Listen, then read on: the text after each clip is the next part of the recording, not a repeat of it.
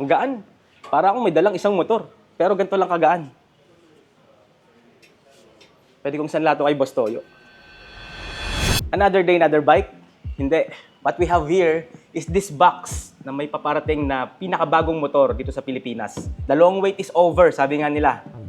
So, check natin kung anong nasa loob ng box na to. Literally, box na gawa sa kahoy eh. Buksan natin.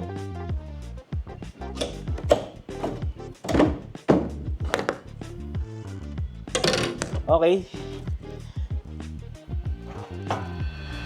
So, ito yung chassis or body frame ng Zontes 150X. And ganyan lang siya kagaan.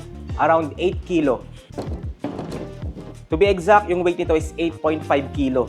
Ganong kagaan itong body frame ng Zontes 150X. And alam nyo ba na ito yung first ever na naglabas ng isang buong aluminum chassis. Normally sa mga motor na nakasanayan natin, medyo may kabigatan yung chassis and may mga welding or bolt-on. So ito, isang buo siya, one piece body frame, aluminum chassis.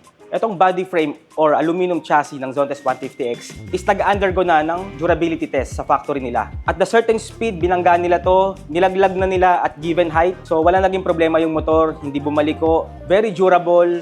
Given that, yung Zontes 150X na yung pinakamagaan sa kategory ng 150 na merong malaking compartment. Nakakasya yung dalawang full face helmet and of course, given the weight ng Zontes 150X, it produces 17.2 horsepower na pinakamalakas by far sa kategory ng 150 locally. Kagaya ng sabi ko, the long wait is over. This month, lalapag na rito sa Pilipinas. Alam ko, gusto mo na rin kumuha nito. Kung hinihintay mo rin to at tatagal mo nang inaasam-asam yung Zontes 150X, pwede ka na mag-reserve sa mga branches ng Bristol Motorcycle nationwide. Tumatanggap na sila ng down payment. So, ano pang hinihintay nyo? Punta na or visit sa mga Bristol Motorcycle branches.